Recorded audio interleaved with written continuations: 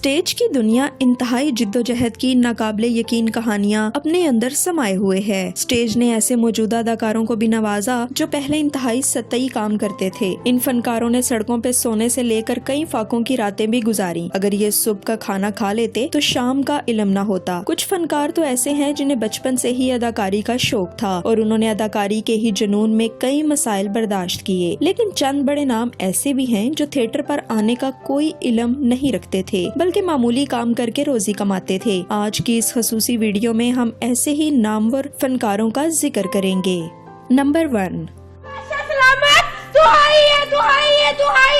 मेरे को किस गल दी दवाई मैं बादशाह के हाथी होश है कि नहीं।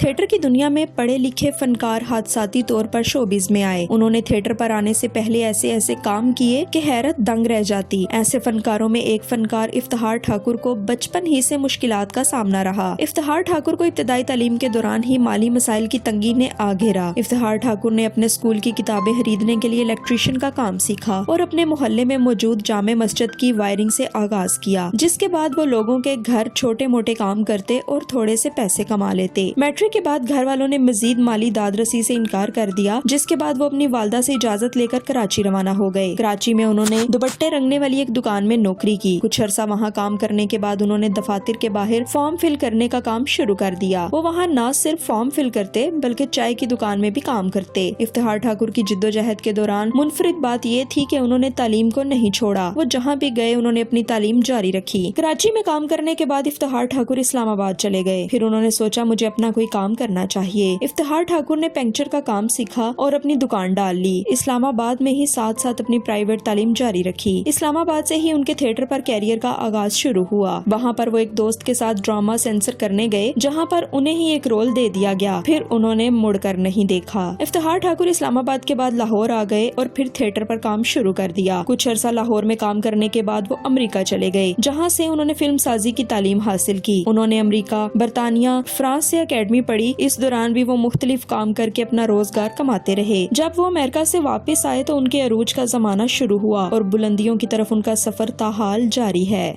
नंबर 2,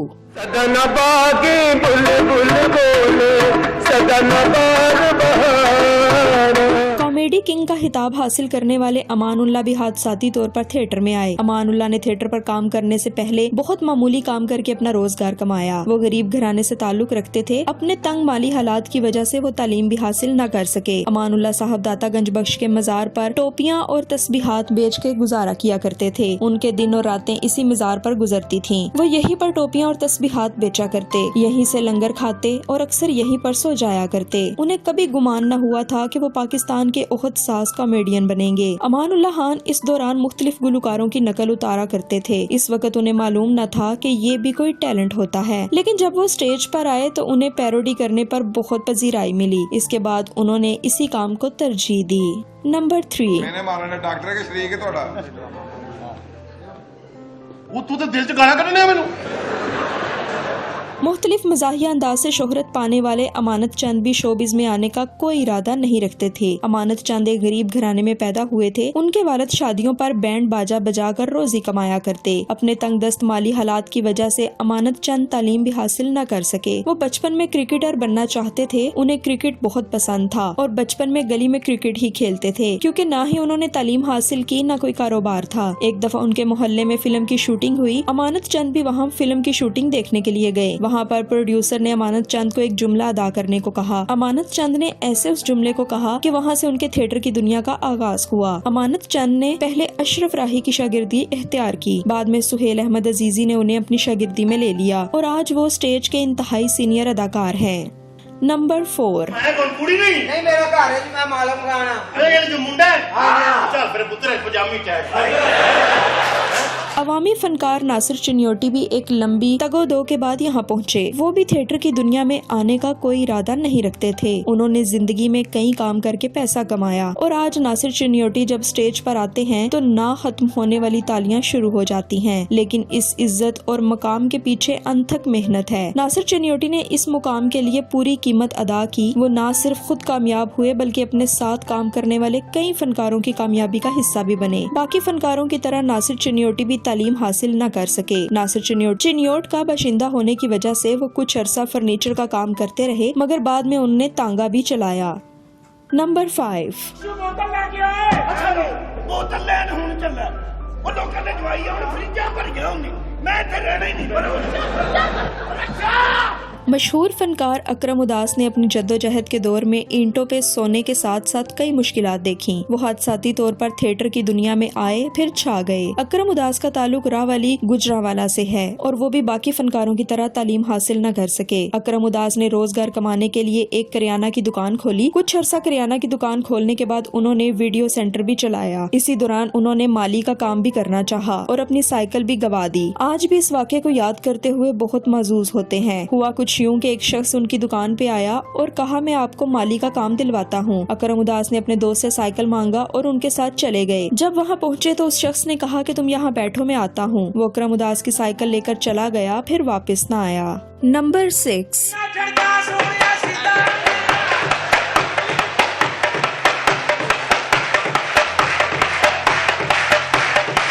ملتان سے تعلق رکھنے والے نواز انجم نے بھی زندگی میں بہت سی مشکلات دیکھیں۔ وہ شوبز میں آنے سے پہلے بہت سے کام کر کے روزگار کمایا کرتے تھے۔ وہ غریب ہونے کی وجہ سے تعلیم حاصل نہ کر سکے، جس کے بعد روزگار کمانے کے لیے معمولی کام سیکھے۔ نواز انجم نے رنگ ساز کا کام بھی سیکھا۔ وہ مختلف دیواریں رنگنے کا کام کیا کرتے تھے۔ اس کے علاوہ وہ فلموں کے پوسٹر بھی بنایا کرتے اور کتابوں کی جلد کا کام بھی کرتے تھے۔ یہی معمولی کام کرتے ہوئے انہیں تھیٹر میں کام کرنے کا موقع ملا، جس کے بعد انہوں نے بلندیوں کی جانب اپنا سفر شروع کیا، جو تاحال جاری و ساری ہے۔ نواز انجم نے نہ صرف تھیٹر پر بلکہ ٹی وی پہ بھی کام کیا۔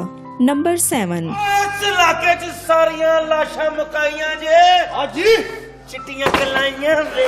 تھیٹر کے شرارتی فنکار کیسر پیا کی کہانی انتہائی سحر امیز ہے۔ کیسر پیا نے کامیابی سے پہلے انتہائی محنت کی۔ کیسر پیا کی 6 بہنیں ہیں اور ان کے والد کی بیماری کے بعد ساری ذمہ داری انہی پہ آ گئی۔ کیسر پیا گدا گاڑی پر لیمو کی بوتلیں بیچا کرتے تھے، جبکہ شام کو چنے کی ریڑھی لگایا کرتے تھے۔ اس طرح وہ دن رات محنت کر کے گھر کا خرچہ چلایا کرتے، لیکن اتنا کام کرنے کے باوجود بھی مشکل سے ضروریات پوری ہوا کرتی تھی۔ کیسر پیا اپنی بہنوں کی شادی کے لیے بہت پریشان رہتے تھے۔ وہ اللہ تعالیٰ سے رو رو کر دعا کرتے کہ ان کو کوئی ایسا کام دے کہ وہ اپنی بہنوں کی شادی کر سکیں۔ ایک دن ان کا ایک دوست ان کو تھیٹر میں کام کرنے کے لیے لے گیا۔ تھیٹر پر کام کرنا کیسر پیا کے لیے ایک اور بڑی مصیبت تھی۔ کیسر پیا کے گھر والے اس کے سخت خلاف تھے۔ ان کے رشتہ داروں نے کہا کہ ہم الیکشن لڑتے ہیں، ہمارا لڑکا تھیٹر میں کام کرے یہ ہمارے لیے قابل قبول نہیں۔ کیسر پیا چھپ کے تھیٹر پر کام کرتے اور جب ان کے والد کو پتہ لگا تو وہ اپنے رشتہ داروں کے ساتھ کیسر پیا کو اٹھا لاتے اور خوب مارتے۔ کیسر پیا نے سخت حالات کے باوجود بھی خوب محنت کی اور آخرکار کامیابی ان کا مقدر ٹھہری۔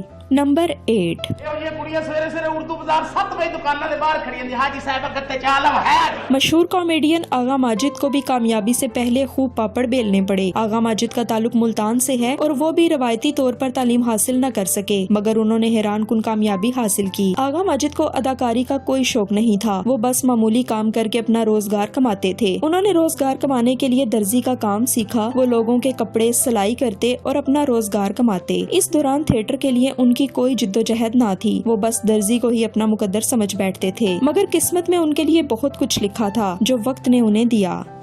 نمبر 9، اللہ نے کسی لکھے بوتی صوبی آئے گولی پینی جے۔